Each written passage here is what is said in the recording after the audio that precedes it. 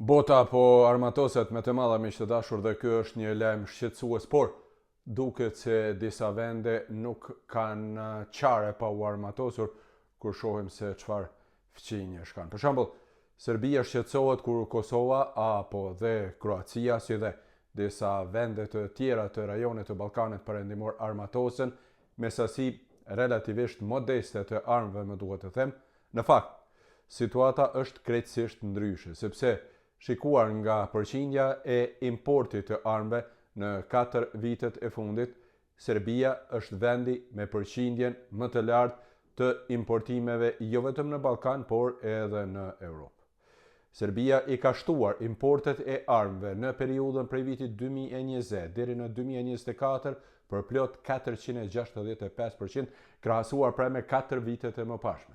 Kjo tregon se vendet e tjera të rajonit në fakt duhet të shqetësohen dhe jo Serbia, por kjo është me siguri vetëm një strategji e hedhjes së gurit dhe fshehjes së dorës, sepse vetë Serbia është ajo që është armatosur më së shumti pra në këtë periudhë që përmenda.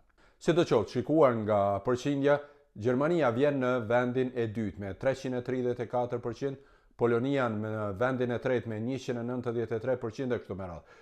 Këto janë pra shifrat e rritjes së përqindjeve në krahasim me periudhën e mëparshme, sepse shikuar nga sasia e armëve që kanë importuar në vendin e parë në periudhën prej vitit 2020 deri në vitin 2024 është natyrisht Ukraina me rreth 8.8% të importeve të përgjithshme botërore. Në vendin e dytë është India me 8.3%, pastaj vjen Katari me 6.8%. Britania e Madhe zë vendin e 13 me 2.5% të armëve të importuara, ndërsa Gjermania është në vendin e 33 me 0.7% të importeve të përgjithshme botërore është fjala. Pra, edhe njëherë që të mos ketë keq kuptime, Ukraina përbën vendin me sasit më të mëdha të armëve të importuara, ndërsa Serbia ka shtuar importet e saja në krahasim me periudhat e mëparshme pra prej 465%. E pyetja që duhet të shtrohet është, prej kujt ka frikë në fakt Serbia, apo dikush tjetër duhet të ketë frikë nga Serbia? Sidoqoftë, këto janë pra të dhënat nga instituti shumë i njohur SIPRI për armët e importuara që merret me këtë çështje. Pra, sa i përket eksporteve, Amerika është natyrisht në vendin e parë me rreth 2/3 e eksporteve botërore. Vetëm kompania amerikane Lockheed Martin, për shembull, ka shënuar një qarkullim vjetor në vlerë prej rreth 65 miliard, por edhe kompanitë gjermane ka rritur eksportet. 4 kompani gjermane kanë shtuar eksportet gjatë vitit të kaluar për rreth 36% mesatarisht, por shikuar nga sasia e eksporteve, kompanitë gjermane edhe më tej janë në fakt shumë larg prej atyre amerikane, sepse vetëm kompania më e madhe gjermane Rheinmetall që quhet është ndër 20 kompanitë e para për nga vlera e qarkullimit vjetor. Ndryshe, qarkullimi vjetor i 100 kompanive më të mëdha të armëve brenda një viti ka qenë plot 586 miliard euro, që është 6% më shumë se një vit më parë.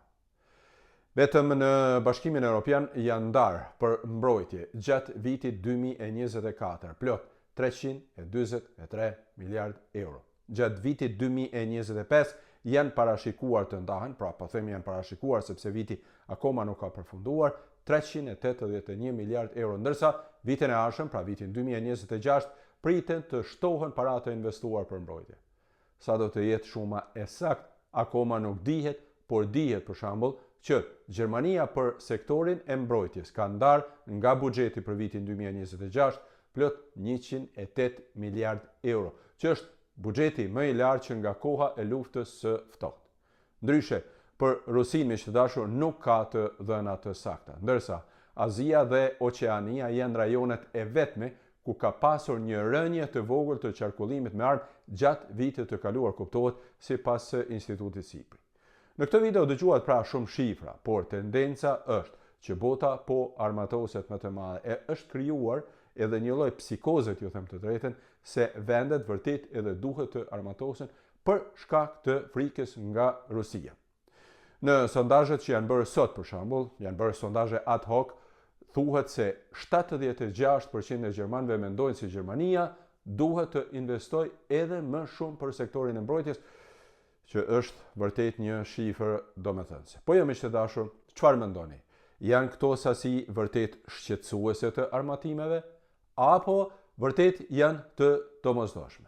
Nëse doni më shkruani këtu në video, sepse vërtet është interesant të shihet pra dhe mendimi juaj që jetoni në Gjermani, mendimi juaj që jetoni në Britani të Madhe, Austri apo dhe vendet tjera, sepse siç shihet pra ka një tendencë të armatosjeve më të shumta në mbar botën. Pak a shumë et mos flas për Bashkimin Evropian sepse i dëgjuat edhe shifrat që ju thash pak më lart se cilat janë ato. Ndryshe, më intereson natyrisht edhe mendimi juaj që jetoni në Ballkanin Perëndimor, pra në Kosovë, në Shqipëri, por edhe në rajonet e tjera, pra si e shihni gjendjen dhe si i shihni këto tendenca. Ndërsa unë ju falenderoj shumë dhe mos harroni të abonoheni në kanalet e mia. Faleminderit dhe mirupafshim së shpejti.